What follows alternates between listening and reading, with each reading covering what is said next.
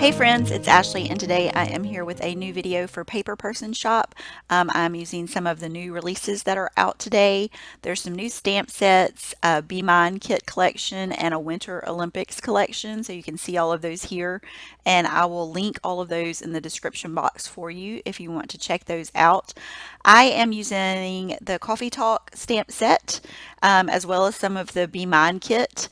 And I am going to actually use the stamp set to create a stamped background. But first I am starting out with a cut file. This is from the Cut Shop store and it is called Coffee Break.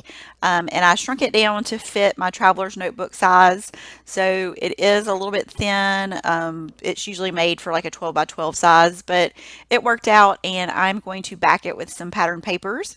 And the papers that I'm using are from the Citrus Twist Kits Fresh Start kit. That is the January kit this year, starting off. So I'm just using kind of some pieces here to do my coffee cup, and I'm going to layer this out. So I'm starting with my heart, kind of the little coffee art there in the center first, because I'm going to build to get all of the sections backed.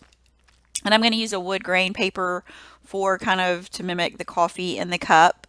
And I am tracing on the outside edges of this and then just cutting a little bit to the inside of that to have it fit.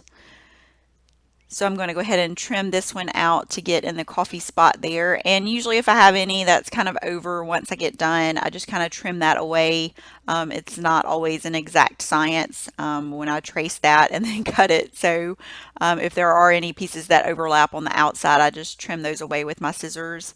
And I am using my fine liner bottle to get this in place, just so I can get on those super fine lines of the cut file. And so I did some of the rest of it off camera, getting the cup done, and now I'm going to finish off with the plate.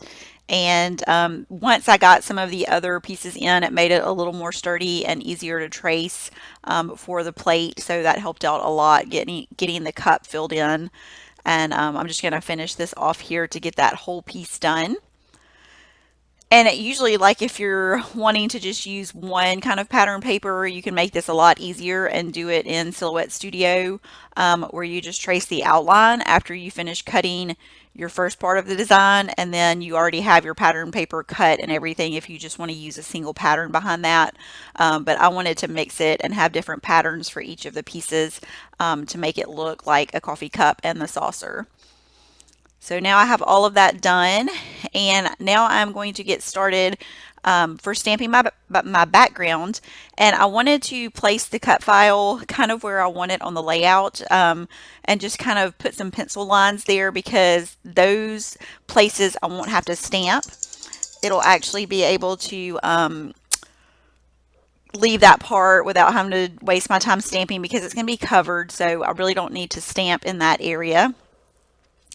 And so I'm using a mix of inks here. They're Distress Oxide inks. And I kind of pull the colors for my inks from the little puffy hearts that are a part of the Be Mine collection. And so I chose colors that would kind of match that, and then also go with the pattern papers that I use to back the little coffee cup. So I'm just mixing these with some of the stamps, and I'm going to use pretty much all of the stamps off of this stamp set. It's a really cute stamp set and has lots of different little images and phrases. And so I'm just using some white cardstock. It's Coordinations cardstock that I get from scrapbook.com, and I will leave that as a link for you too in the description box. And I'm just kind of mixing the colors. Some of the stamps I'm stamping off of the outside edge because I want it to give that look of like a pattern paper, so that makes it look more natural for having it get that pattern. And I'm just kind of fitting things in just to kind of where they will go, kind of butted up to one another to complete that look. And I really love the little coffee beans. This one has like kind of the inside part of the stamp and then the outside of the shape. So I was able to use two different inks for that. One of them is from scrapbook.com. It's the camel color, and then the other one is a Distress Oxide ink that I used for the outline. So you can see I pretty much have all of that done. I'm just going to finish off this last little bit And you can see that part there in the middle that I left blank that I really didn't need to waste time stamping, because that is where my cut file will go. And I've just got a few more here. I'm going to work in just finding those shapes that will fit in the empty spaces that I have left. And I really like the way that that turned out. It does look like a custom pattern paper, so it's fun to use your stamps kind of just to make like whatever you want for a pattern paper background. You can use the same stamps, change colors, change the pattern. You could actually do it on a diagonal if you wanted to. So there's lots of fun things that you can do stamping a background and just getting your own custom look for whatever you want there. Now I'm going to add my cut file, and I wanted this to have some dimension, so I am using some pop dots behind the cup here, and I'm just going to get several of those added. I like to usually put a lot because I don't like for my cut file to kind of sag down, so I usually probably overdo it putting on too many of the pop dots, but it works out. So I am going to get that in place, and I'm just going to kind of use the pencil lines that I drew earlier to line that up and get it in place where I need it to go. And I didn't have it exactly kind of straight, so I decided to kind of pop it up and get it fixed where it was more level. It's kind of hard when you have like a round cut file to kind of make sure it's straight, but I think I got it in a good spot. So now I'm going to use this acrylic piece from Colorcast Designs. I wanted this to be the title, and I am going to use it on that side of my photo where it's the full-size photo for the page. And I'm going to go ahead and do my holes there with the 6-hole punch. And for this acrylic, I just decided to use my tape runner. I didn't want to feel like using the fine liner bottle for this, so I just run some tape along the back, and then if there are any parts where the tape kind of goes across, I just use my fingernail to kind of move that and get it on the back of the acrylic piece there. And then I get that in place, making sure that it doesn't cover up the holes, because with an acrylic piece you can't really punch that to make it fit into your album. Now I'm going to add a sticker here. This sticker ends up being replaced at the end because I had some trouble with my sewing machine and it basically ruined it.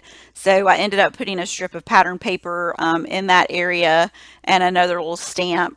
So you can see that probably in the close-ups at the end, but I did have to change that out. So now I'm creating a cluster at the top. And I'm using some of the stickers from the Be Mine and some of the puffy stickers. I liked that the puffy sticker sheet had the hearts and it had a couple of phrases. I do use both of those. I liked the white because it mimics the acrylic piece from Colorcast Designs, so it kind of all fit together really well. And even though I used the stamp set to create my background pattern paper, I'm also going to use some of the phrases to create kind of some embellishments. I like that you can stamp it onto another piece of paper and then cut them out. I just used white paper for these and stamped with the black ink. You could also stamp onto a pattern paper if you wanted to with a different color ink.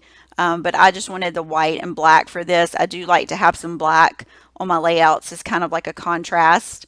And so this said new coffee shop because this was the first time that we had got to visit this shop. And so I just stamped that and placed it over on the cut file.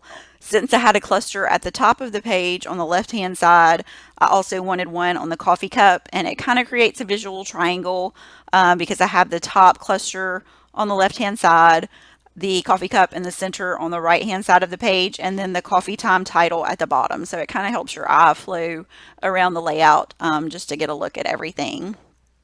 So I have those in place. I wanted to add a little bit of journaling, so I used one of the stickers from the sticker sheet, and this is just kind of like a grid sticker. And once I got that on there, I just wanted to use some of the transparent vellum paper from Heidi Swapp to add the journaling. So I just typed that in Adobe Illustrator and then printed it on the vellum sticker paper, and I was able to put that right over the little sticker there from Paper Person Shop.